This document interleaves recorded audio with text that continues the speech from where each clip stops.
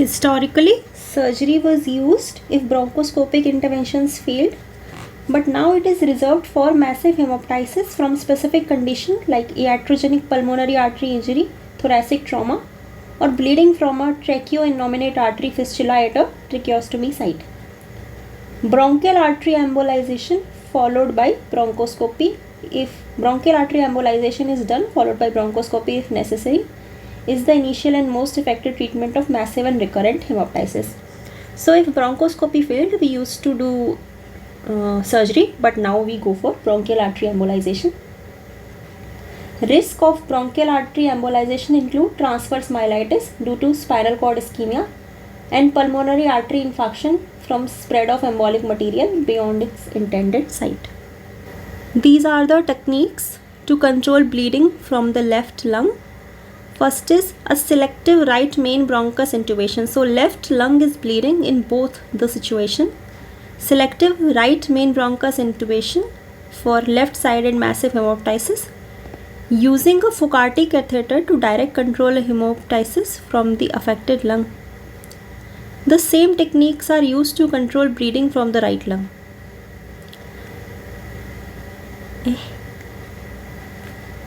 So in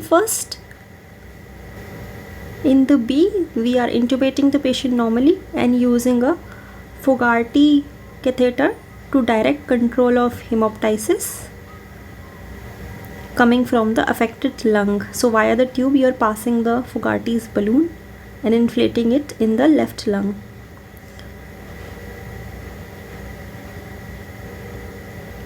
What are the antiviral medications for influenza? These are oseltamivir, zanamivir, peramivir and baloxavir. Women who are planning pregnancy should receive a DTaP booster. Treatment of pertussis or whooping cough is azithromycin 500 mg on day 1 and 200 mg on day 2 to 5. Cotrimoxazole 160 mg by 800 twice a day for 14 days can also be given. Now we will define various pneumonias. What is community acquired pneumonia? So acute pulmonary infarction in a patient who is not hospitalized or residing in a long-term care facility 14 days before presentation. So within 14 days of the presentation, you should not be hospitalized or in a long-term care facilities. What is hospital acquired pneumonia? It is a new infection occurring more than equal 48 hours after hospital admission. This infection was not there when you first came, but after coming to the hospital within 2 days you got sick and maybe died. What is ventilator acquired pneumonia? It is a new infection occurring more than equal 48 hours, यानी कि 2 days after the hospital visit or 2 days after intubation. Within 2 days is not hospital acquired. It's just that the infection didn't show up initially and now it's showing up. But to call it hospital acquired or ventilator associated, 2 days should pass before symptoms. So ventilator acquired pneumonia is new infection occurring more than equal 48 hours after intubation. What is healthcare associated pneumonia? It is patient hospitalized for 2 or more days in the past 90 days, nursing home, long-term care facilities, patient receiving a home IV antibiotic, dialysis patient, chronic wound patient, chemotherapy patient, immunocompromised patients. Anything but CAP or HAP or VAP is HCAP. What increases aspiration risk? So swallowing and esophageal motility disorder, stroke, nasogastric tube, intubation, seizure and syncope, they all increase the risk of pneumonia or aspiration. Now, what are the clinical characteristics of common bacterial pneumonia? First organism is our Streptococcus pneumoniae, which is pneumococcus. So as you can see, Streptococcus has an R in its name, so it produces a rusty sputum. It has sun onset fever, chills, pleuritic chest pain, productive cough and dyspnea. And you will see a rusty sputum with gram-positive diplococci. Streptococcus pneumoniae is a gram-positive diplococci.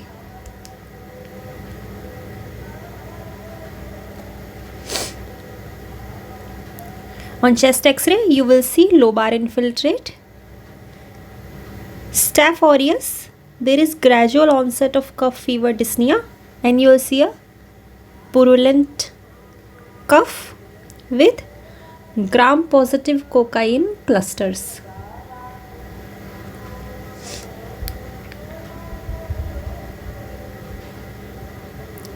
Like this. And it can be patchy multilobar infiltrate with empyema and lung abscess. Klebsiella is seen in ethanol patient. It has a bulging fissure sign. It has a current jelly. K से Klebsiella, K से Klebsiella और K से ही current jelly. And it does not respond to augmentin. We need to give piptaz. And it also produces cavities. So K से cavity, K से Klebsiella, K से ही current jelly. And it produces a bulging fissure and seen in ethanol patients. It is a short, motu, gram-negative, encapsulated paired cocobacilli. So capsulated cocobacilli is Klebsiella. बिल्कुल ये उल्लू की आंख जैसा दिखने वाला, ये रेड कलर है, पिंक मान लेना. सो पिंक कोकोबैसिलाई जो मोटू है थोड़ा लाइक ऐसा है.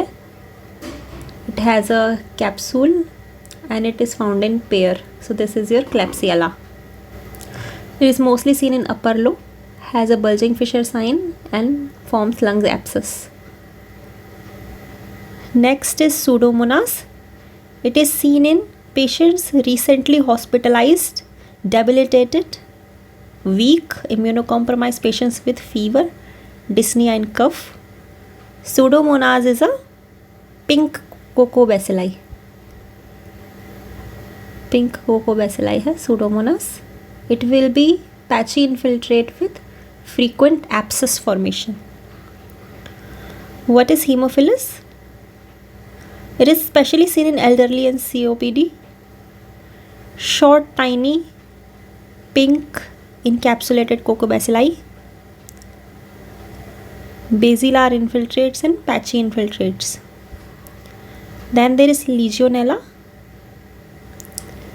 It forms Mycoplasma, Legionella, Chlamydia, Moraxella. All these cause atypical pneumonia. है ना, Mycoplasma, Legionella, Chlamydia, Moraxella cause atypical or patchy pneumonia like fever, chills, malaise, dry cough. So from now on, dry cough will be there, not productive. And multiple patchy non-segmented infiltrates are seen. Diffuse patchy infiltrates in Legionella, Moraxella, Chlamydia and Mycoplasma. An organism is not found in the sputum in all four. Anaerobic organism causing pneumonia. It is a gradual ended, putrid, very foul smelling sputum, especially in alcoholics. And aspiration, alcoholics, aspiration, anaerobic. Alcoholic में Klebsiella भी होता है. So there is a purulent sputum with multiple neutrophils and mixed organism, and consolidation of the dependent portion of the lung, mostly the right lung, that too right basal zone, and abscess formation. This is a picture of a lobar pneumonia. As you can see, multiple patches here.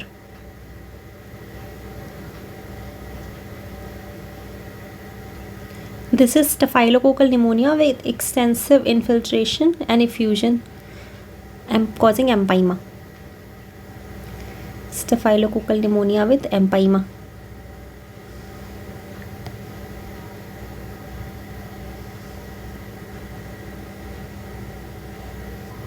And you see this reticulonodular pattern.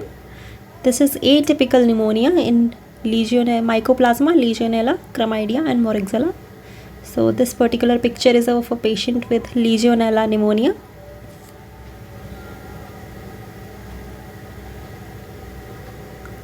In pregnancy, the virus, especially varicella, chickenpox, can cause pneumonia because pregnancy is an immunocompromised state. So normally chickenpox doesn't cause pneumonia, but in pregnancy it can. Streptococcus pneumoniae is still the most common pathogen causing pneumonia in alcoholics. Blood Klebsiella and Haemophilus are also on high rate. In general, rates of pneumonia and deaths from pneumonia are higher in alcoholics. Diabetes patients have increased risk of pneumonia. They are 4 times more likely to have pneumonia. In pregnant patient, maternal mortality from antepartum pneumonia is approximately 3% because the viral pneumonia causes more serious consequences in pregnant patient compared to non-pregnant patient. Pneumocystis cerevisiae or Pneumocystis carni, PCP pneumonia, is the most common cause of acquired AIDS-related death in pregnant women. So PCP pneumonia is the most common cause of AIDS-related death in pregnant women in the US, with approximately 50% mortality. And 50% of AIDS pregnant women will die of PCP pneumonia. Pneumonia is the most common infection in the elderly and represents the 5th leading cause of death among the elderly. Pneumonia is the 5th leading cause of death among the elderly. Miliary pneumonia on a CT scan or chest X-ray may represent chickenpox or varicella pneumonia. What are the causes of pneumonia in transplant patients? So CMV, pneumocystis, aspergillus, pneumonia occurs, and CAP can also occur. So pneumocystis, aspergillus, CMV, viral, pneumocystis, fungal, all these pneumonias occur in transplant patients because they are immunocompromised. What are the antibiotics we will use? The most important aspect